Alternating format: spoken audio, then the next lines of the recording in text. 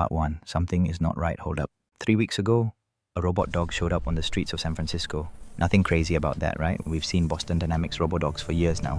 But this one was different. It wasn't just walking, it was looking at people with a flesh-toned, hyper-realistic face. That face didn't belong to an engineer or a researcher. It belonged to Elon Musk. Yeah, you heard that right. A four-legged mechanical creature trotting past Oracle Park and the Soma district wearing Elon Musk's actual face. Silicone skin, lifelike eyes, that same slightly awkward expression we've seen in a million memes. And the internet absolutely lost its collective mind. The clip went viral in hours. Millions of views, cross-posted on X, TikTok, and Instagram, with reactions flying from "this is art" all the way to "this is the beginning of Black Mirror Season 8. So here's the real question nobody's asking. Why does something this objectively absurd feel not just funny, but inevitable? And what does it say about where we are as a society with AI and robotics in the spring of 2026? Grab some coffee. Let's walk through it. Part 2. What actually happened before I get into the deep analysis? Let me give you the clean facts because this story has layers. The Elon Musk robot dog, officially people are calling it the Musk dog, the creepy, hyper-realistic canine, was spotted mid-April 2026. It was walking around San Francisco streets near the ballpark and someone caught it on video. Fast forward a bit and here's what we now know. This was not some random rogue tech product or a failed Boston Dynamics experiment. It was a mobile art installation tied to Mike Winkelmann, better known as Beeple. You might remember Beeple as the digital artist who sold an NFT for $69 million a few years ago. For those who might not know, Beeple is arguably the most famous digital artist alive right now. And what was his project about? It's called Regular Animals, a gallery exhibition in Palo Alto at a space called Node in Silicon Valley. The idea? Robot dogs with hyper-realistic silicone heads modeled after famous figures Elon Musk, Mark Zuckerberg, Jeff Bezos, even Andy Warhol and Pablo Picasso, designed to roam around and literally poop printed images of their surroundings. So the SF Street Walk wasn't an accident or a malfunction. It was a promotional stunt for a high-concept art show. That's the factual layer. But the reaction to that stunt, the confusion, the unease, the viral laughter, is where the important tech culture story actually lives. Part 3 and why this specific freakout matters. If you spend any time on TechX or Reddit or Singularity or our local llama, you already know AI anxiety is at an absolute high point in the US right now. We're seeing the S&P 500 reacting to AI-driven misinformation before real facts even emerge. Headlines like, "We don't really know how AI works, and that's a problem," appearing in major outlets. Political figures, even former presidents, posting AI-generated images and deepfakes so routinely that fact-checkers are being overwhelmed.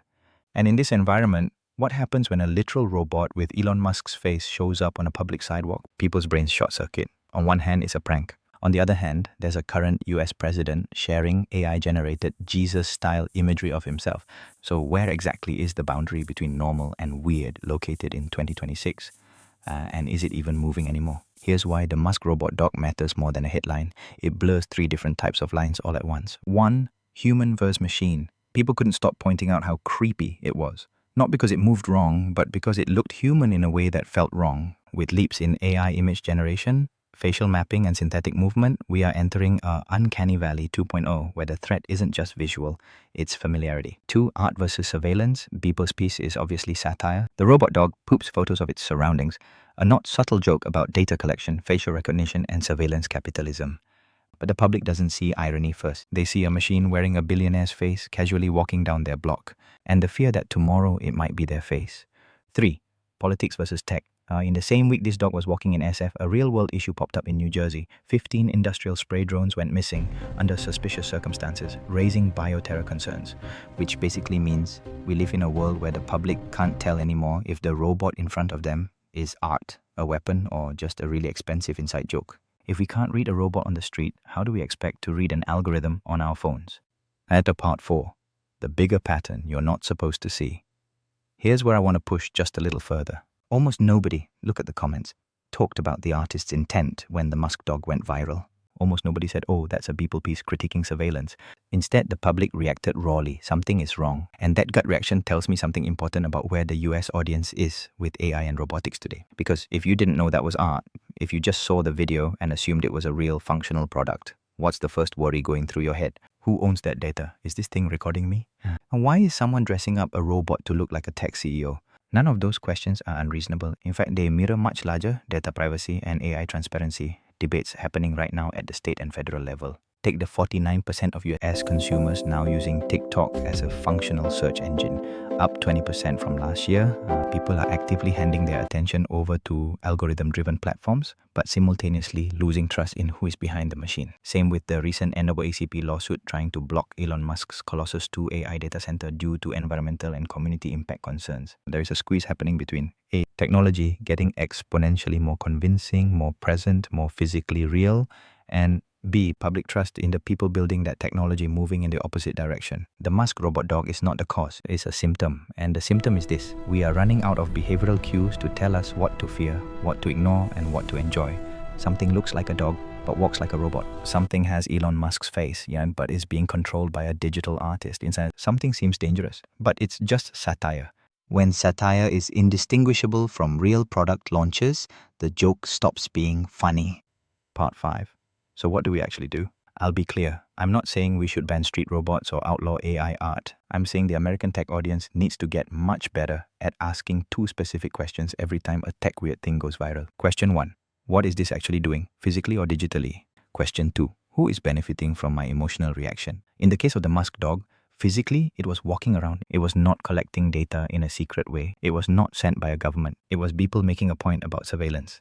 Who benefits? Beeple's show gets ticket buyers. The conversation about AI surveillance gets amplified. Elon Musk gets even more free attention. Neither answer is evil, but both answers require intentional thought. And that's actually the underrated skill of 2026, intentionality in the face of confusion. Because this year we're seeing so many weird and fast-moving stories all layered on top of each other. AI-generated misinformation causing stock moves. Political deepfakes becoming routine. Even a story about the US Navy deploying sea drones to detect mines in the Strait of Hormuz. And yes, mysterious missing drones in New Jersey raising fears of bioterrorism. If you can't anchor yourself in who, why, and do I need to care, anger becomes the default reaction, and fear becomes the fuel. But fear without action is just noise. And part 6, so the creepy Elon Musk robot dog isn't coming for your job. It's not coming for your privacy, at least not in the way you think. But it is here to remind us that the boundary between real, fake, art, threat, and joke is dissolving faster than most people realize. The good news, you don't have to passively ride that wave. You can learn how to spot these dynamics. And more importantly, you can learn how to use AI tools yourself, not as a gimmick, not as a panic, but as a practical advantage. That's why I'm building Digital Asean to help you navigate exactly this kind of landscape. No robot dog required. Stay sharp, stay curious, and don't let the weird stuff distract you from the real opportunities. See you in the next one.